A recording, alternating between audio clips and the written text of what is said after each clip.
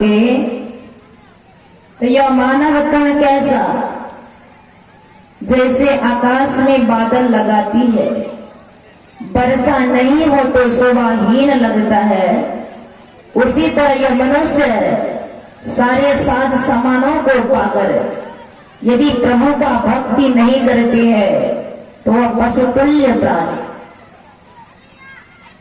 इसीलिए प्रभु परमात्मा ने हम आपको मनुष्य का तन प्रदान किया है प्रभु भक्ति करने के लिए। और जब तक प्रभु की भक्ति नहीं करेंगे तब तक हम आप जन्म मरण के चक्र से छूट नहीं पाएंगे।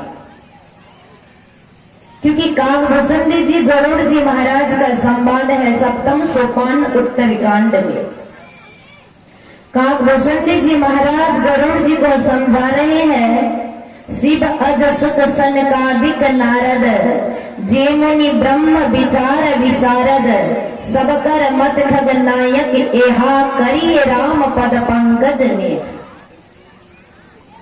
जो महामुनि ब्रह्म ज्ञान में प्रवीण हो गए उन महापुरुषों का कहना है कि सारे कामों को थोड़ी देर विराम देकर भगवान का भजन करो। और सबका एक ही मत एक ही विचार है, जब तक हम संतों के संतान नहीं बनेंगे तब तक इस जीव का उद्धार होने वाला नहीं है। क्योंकि समय गया फिरता नहीं, झट ही करो निज काम, जो बीता सो बीतिया, अब गहो गुरु नाम, संत मता बिनु गति नहीं, सुनो सकल दे कान, जो चाहो उद्धार को तो बनो संतों का संता। यदि अपने जीवन का उद्धार पाना चाहते हैं तो हम संतों का संतान बने।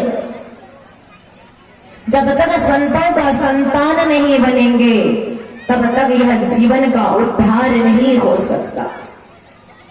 अभी हम आप पाठ के क्रम में सुन रहे थे माता सबरी का प्रसंग।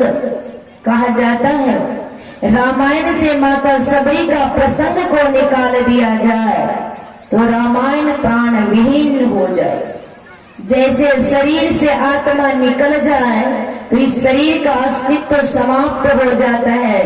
फिर इस शरीर का क्या करते हैं लोग, कहते तीन नाम विष्टा कृमि हुई, नातर खाक उड़ैया, जा दिन मन पंछी उड़ी जइया, ता दिन तेरो तन तरवर के सब पाप झड़ जइया। जिस दिन पवन रूपी पंछी इस शरीर से निकल के उड़ जाती है तो हमारे चाहने वाले रिश्तेदार भी हमें घर में सजा के नहीं रखता। कहते काढ़ो भूत हो ही घर खैया, ये भूत हो गया, ज्यादा देर घर पे रखना इसको उचित नहीं। जितना जल्दी हो इस शमशान घाट में कि तो जला दो, कि तो गाड़ दो, कि तो पानी में बहा दो। उसी तरह रामायण से सबरी प्रसंग को निकाल दिया जाए तो रामायण प्राण विहीन हो जाए। हम आपको माता सबरी से शिक्षा लेनी चाहिए। माता सबरी कौन थी और इतनी महान भक्तिनी कैसे हो गई। वह पहला जन्म में किकिरनी थी, जंगल के किनारे में नदी था, उसी नदी के आसपास उस जंगल में वह घूमती। महात्मा लोगों का कुटिया था। जब महात्मा लोग भोजन करके जूठे पत्ते को फेंकते थे तो वह किकिरनी चाट चाट के उस जूठे पत्तन को खाती थी। अब सभी को पता है आज जन्म लिए है तो मरना निश्चित है, क्योंकि रहना नहीं यह देश वीराना, या रहने कोई आया नहीं जाना तो सबको पड़ेगा। तो एक दिन किकिरनी का शरीर छूट जाता, झूठे प्रसाद को ग्रहण करते थे। इसी के पुण्य प्रताप से उनका जन्म राज परिवार में हुआ, कन्या बन करके जन्म लो, सयानी हो गई, राजघराने में शादी हो गया, ससुराल गई। पर अगल बगल कहीं सत्संग होता था तो वहां भी वो चली जाती थी। राजघराने के लोगों को पसंद नहीं, राजघरान के लोग मना करने लगे कि तुम राज बहुरानी हो, साधारण प्रजाओं के बीच बैठकर सत्संग सुनना तुम्हें शोभा नहीं देता, इसीलिए आज के बाद तुम सत्संग में नहीं जाओ। राज बहुरानी कहती है ठीक है, आप लोग जो कहते हैं मैं मानने के लिए तैयार हूं, पर मेरा भी एक शर्त। बोले कौन सा? बोले राज दरबार में यदि आप सत्संग मंदिर का निर्माण कर दे तो मैं बाहर कहीं भी नहीं जाऊं। क्या राजा वाली बात, तुरंत सत्संग मंदिर का निर्माण करवाया गया। बाहर एक बोर्ड में लिख दिया गया, जो भी महापुरुष इस रास्ते से जाएंगे राज हुक्म है, एक दिन के लिए राज दरबार के सत्संग भवन में रुक जाएंगे।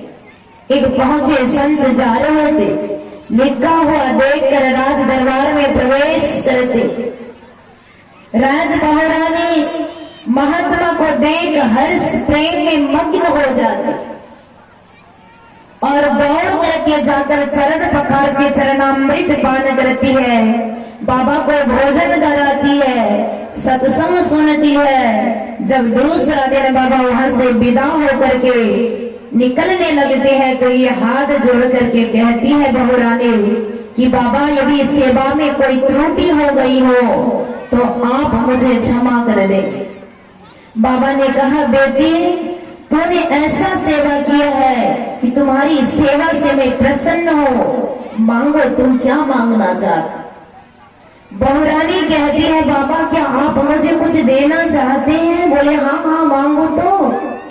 बोले बाबा आप मुझे यह आशीर्वाद दीजिए, मैं जहां भी जन्म लो, छोटी जाति में जन्म लो, काली कुरूपिनी बन करके जन्म लो। बाबा ने कहा तथास्तु यही होगा। बाबा ने पूछा दूसरा वरदान मांगो बेटी? बोले दूसरा वरदान मुझे यह दीजिए, मैं जहां भी जाऊं संत महापुरुषों की सेवा कर सको, ईश्वर की भक्ति कर, उस प्रभु परमात्मा का दर्शन कर अपने जीवन को मुक्त कर सको। बोले तथा